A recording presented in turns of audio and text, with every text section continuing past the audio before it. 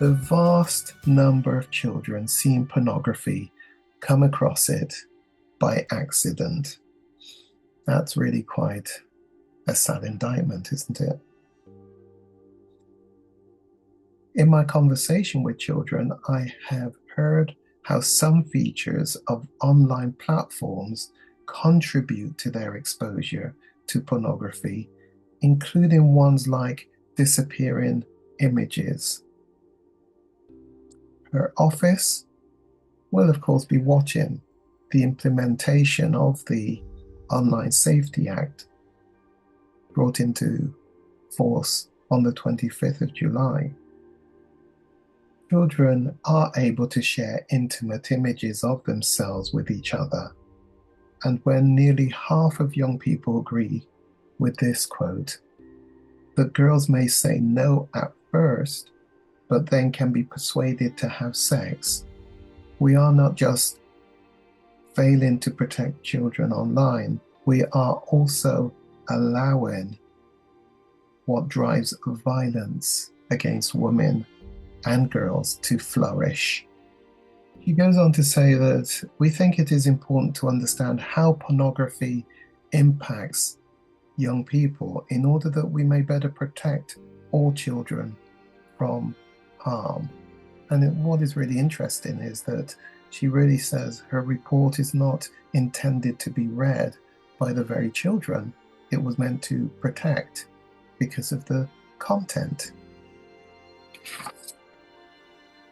Let me just pick up some of the issues that are addressed in the report.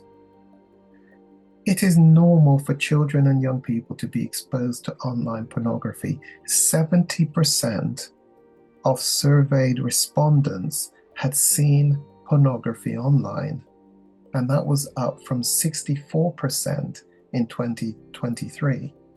Boys, 73%, were more likely than girls at 65%, to report seeing online pornography.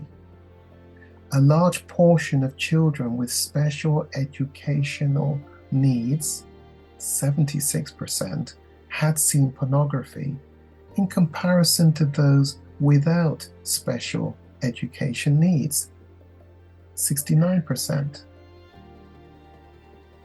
We know that there is an increased prevalence of children with ADHD that are accessing porn. That very much is true in the adult world. Probably also a higher percentage for those with autism. Children are being exposed at a very young age, and the average age a child first sees pornography online is age 13. Certainly, as a sex addiction, porn addiction, love addiction specialist, I find actually it probably is lower than that. But on this audience that were surveyed, the average age is 13. It is not unusual for me to be working with clients whose first exposure, previously when the photograph, the magazines, the porn magazines were around, when they came across typically a parent stash of porn, was probably 10, 11, something like that, but 12, 13. It was unusual for it to be as high as age 15, 16. More than a quarter, 27% of respondents had seen pornography by the age of 11. Some respondents reported having seen pornography by the age of 6 or younger. Children are more likely to see pornography by accident. 59% reported seeing pornography online by accident, and that was up from 38% in 2023. X, the social media, formerly Twitter, remains the most common source of pornography for children. Interestingly, even outstrips the dedicated porn sites. Did you know that? The gap between the number of young people who saw porn on X and the number who saw it on a dedicated pornography site has widened in the last 2 years.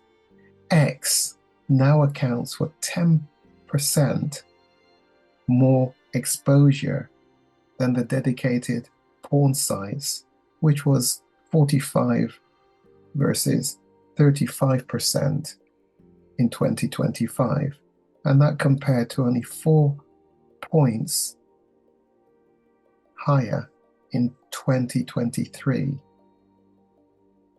8 out of 10 of the main sources of children accessing pornography are social media or networking sites. That's important that you lift your head up and realize it isn't necessarily that they are accessing porn sites. It's other social media sites. It is normal for the pornography children see online to be violent.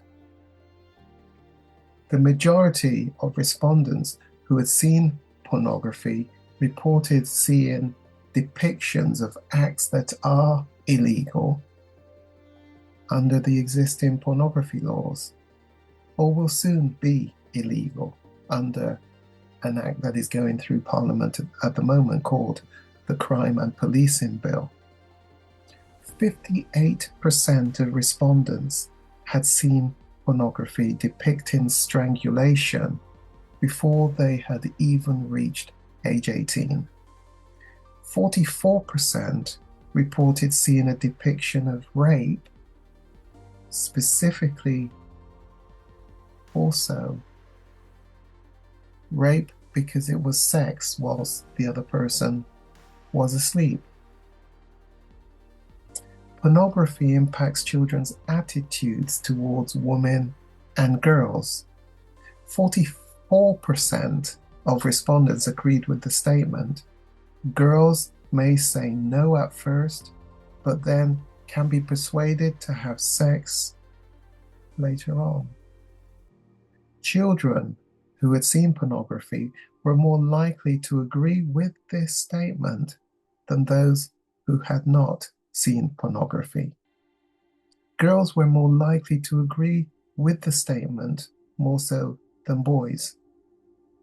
Children were more likely to report seeing pornography depicting women receiving sexually violent acts than they were seeing men receiving sexually violent acts. It's worth just sitting and taking in some of those statistics.